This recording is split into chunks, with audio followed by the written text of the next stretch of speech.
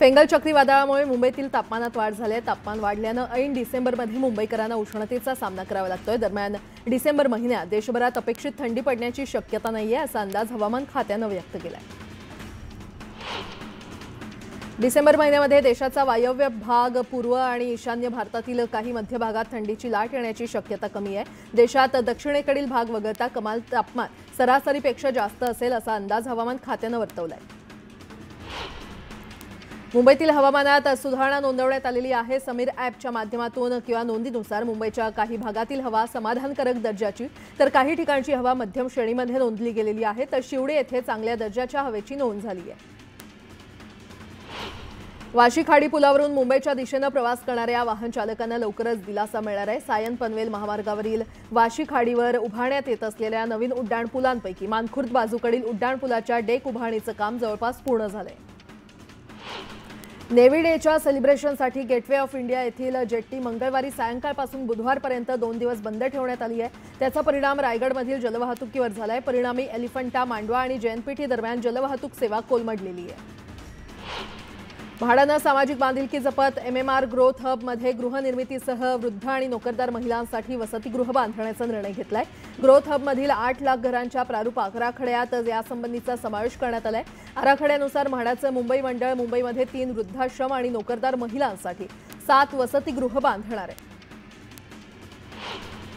ठाणे खाडी पूल प्रकल्पातील दक्षिणेकडील अर्थात पुण्याहून नवी मुंबई आणि मुंबईच्या दिशेने येणाऱ्या मार्गिकेचं 90% काम पूर्ण झालंय। उर्वरित काम फेब्रुवारी 2025 पर्यंत पूर्ण करून ही मार्गिका वाहतूक सेवेमध्ये दाखल करण्याचं MSRDCचं नियोजन आहे। त्यामुळे फेब्रुवारीपासून पुणे नवी मुंबई मुंबई प्रवास सुसाट होण्याची शक्यता आहे। अंबरनाथ आणि बदलापूर रेल्वे स्थानकातील प्रवाशांना दिलासा देण्यासाठी महत्त्वाच्या असलेल्या 3ऱ्या-4थ्या मार्गिकेच्या कामातील महत्त्वाच्या टप्प्याला आता गती मिळाली आहे। लहान मोठ्या पुलांच्या कामांसाठी मुंबई रेल्वे विकास महामंडळानं 34 कोटींची निविदा जाहीर केली आहे। वैद्यकीय महाविद्यालयांमध्ये विद्यार्थ्यांना पुरवण्यात येणाऱ्या सोयी सुविधा, उपलब्ध प्राध्यापक संख्या, उपकरणं आणि साहित्य याची तपासणी करण्याचा निर्णय आयोगाने घेतलाय। वैद्यकीय मूल्यांकन आणि क्रमवारी मंडळाकडून ही तपासणी प्रक्रिया लवकरच सुरू केली जाणार आहे। येत्या आर्थिक वर्षात मालमत्ता कर वसुलीचं 1000 कोटी रुपयांचं लक्ष्य गाठण्याचं मोठं आव्हान नवी मुंबई महापालिकेपुढे असणार आहे। 6 महिने होऊन गेले तरी मालमत्ता कराची 350 कोटी रुपयांची वसुली या विभागाने केली आहे। डॉक्टर बाबासाहेब आंबेडकर यांच्या महापरिनिर्वाण दिनानिमित्त अनुयायांच्या सोयीसाठी गुरुवारी मध्यरात्री परळ ते कल्याण आणि कुर्ला ते पनवेल स्थानकादरम्यान 12 विशेष लोकल चालवण्यात येणार आहेत। या लोकल सर्व स्थानकांवर थांबणार आहेत। डॉक्टर बाबासाहेब आंबेडकरांच्या महापरिनिर्वाण दिनानिमित्त अनुयायांसाठी 7 डिसेंबरपर्यंत विशेष बस फेऱ्यांचं नियोजन करण्यात आलंय। दादर रेल्वे स्थानकापासून 15 ते 20 मिनिटांच्या वारंवारतेनं बस सेवा उपलब्ध करण्यात येणार आहे। महापरिनिर्वाण दिनानिमित्त मुंबईत स्थानिक सुट्टी जाहीर करण्यात आलेली आहे। यानुसार सरकारी कार्यालय, महानगरपालिका कार्यालय, शाळा, महाविद्यालय बंद राहणार आहेत। KEM, शिव, नायर आणि कुपर रुग्णालयांसह उपनगरीय रुग्णालयांमध्ये नव्यानं भरती केलेल्या 600 परिचारिकांबरोबरच आरोग्य केंद्रांमध्ये रुजू झालेल्या 325 सहाय्यक परिचारकांचं वेतन 5 महिन्यांपासून रखडलंय। दरम्यान जानेवारीमध्ये वेतन न मिळाल्यास आंदोलनाचा इशारा देण्यात आलाय। बाटलीबंद पाणी तसंच मिनरल वॉटरला भारतीय अन्न सुरक्षा आणि मानक प्राधिकरणानं सर्वाधिक धोकादायक असलेल्या अन्नपदार्थाच्या श्रेणीमध्ये समावेश करण्याचा निर्णय घेतलाय। या निर्णयामुळे बाटलीबंद पाण्याची विक्री करणाऱ्या कंपन्यांचा FSSAI ची मान्यता लाभलेल्या त्रयस्थ कंपन्यांकडून तपासणीला सामोरं जावं लागणार आहे। मागील 5 वर्षात पहिल्यांदाच देशातील ATMच्या संख्येमध्ये घट झाली आहे। सप्टेंबर 2024 अखेर देशात ATMची संख्या 2,55,078 इतकी होती, तर एका वर्षापूर्वी ही संख्या 2,57,940 इतकी होती। सरकारकडून संसदेमध्ये ही माहिती देण्यात आली आहे। नोव्हेंबर 2024 मध्ये देशातील बेरोजगारीचा दर कमी होत 8.1% आलाय। या काळात बेरोजगारांच्या संख्येमध्ये 34 लाखांची घट झाली असली तरी केवळ 5 लाख लोकांनाच रोजगार मिळालाय। राजधानी दिल्लीतील प्रदूषणात किरकोळ घट झाल्यानं आणि हवा गुणवत्ता निर्देशांकात सुधारणा झाल्यानं दिल्लीकरांना काहीसा दिलासा मिळालाय। नोव्हेंबरमध्ये प्रदूषणामुळे शहराची अवस्था गॅस चेंबर सारखी झाली होती।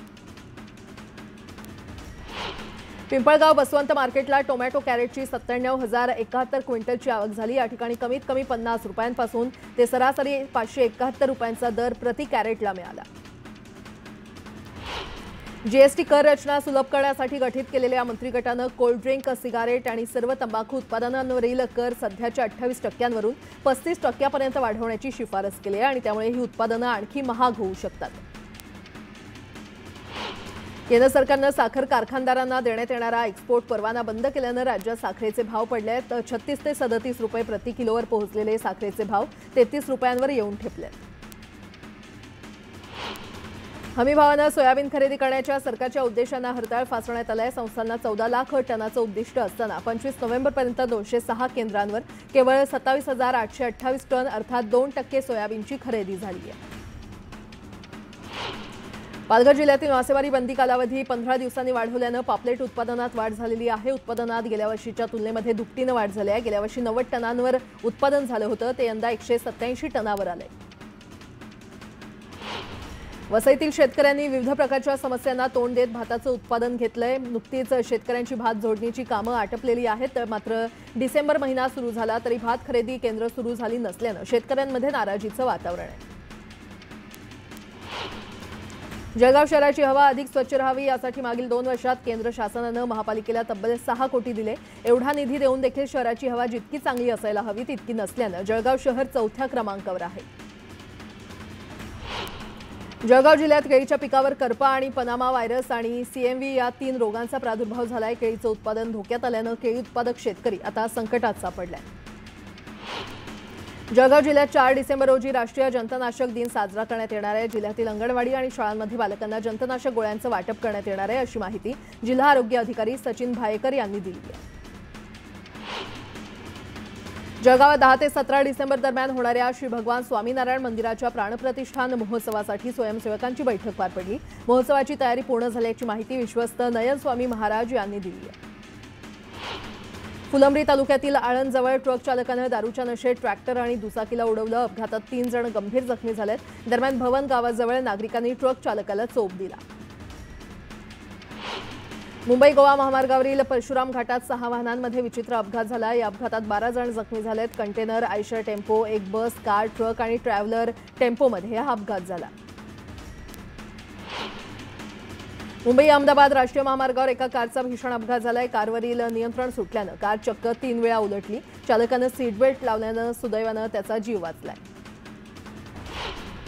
नागपूरच्या गोवारी उड्डाणपुलावर एका कारनं अचानक ब्रेक मारल्यानं मागून येणाऱ्या 6 गाड्या एकमेकांना धडकल्या. सुदैवानं यामध्ये कोणतीही जीवितहानी झाली नाहीये, पण गाड्यांचं मोठं नुकसान झालंय. कात्रज चौकातील उड्डाणपुलाचं आजपासून काम सुरू होत आहे. त्यासाठी या भागातील वाहतूक व्यवस्थेमध्ये बदल करण्यात आलेले आहेत. ST, PMP आणि खासगी प्रवासी बस वाहतूक पर्यायी मार्गाने वळवण्यात येणार आहे. छत्रपती संभाजीनगरच्या हसूल कारागृहासमोरील मैदानावर एका 26 वर्षीय तरुणाची धारदार शस्त्रानं हत्या करण्यात आली होती. या प्रकरणी दोघांना अटक करण्यात आली आहे. मात्र इतर आरोपींना देखील अटक करा अशी मागणी करत पीडित कुटुंबियांनी थेट मृतदेह पोलीस आयुक्तालयामध्ये आणला. यामुळे एकच गोंधळ उडाला. पिंपरी चिंचवड पोलीस आयुक्तालयाच्या वाहतूक विभागात कार्यरत असलेल्या 2 महिला पोलिसांनी एका गरोदर महिलेला मदत केली आहे. महिलेला प्रसूती कळा लागल्याचं कळताच या पोलीस महिला धावून गेल्या. अॅम्ब्युलन्स यायला उशीर झाल्यानं रस्त्याच्या कडेला असलेल्या एका खोलीत या महिलेनं एका गोंडस मुलाला जन्म दिला. दरम्यान वेळी सतर्कता दाखवल्यानं या महिला पोलिसांचं कौतुक होतंय. नागावमधील अनधिकृत बांधकामांवर भिवंडी महानगरपालिकेनं धडक कारवाई केली आहे. गणेश सोसायटीमध्ये अनधिकृतपणे बांधलेल्या 4थ्या आणि 5व्या मजला पाडण्याचा हायकोर्टानं आदेश दिले.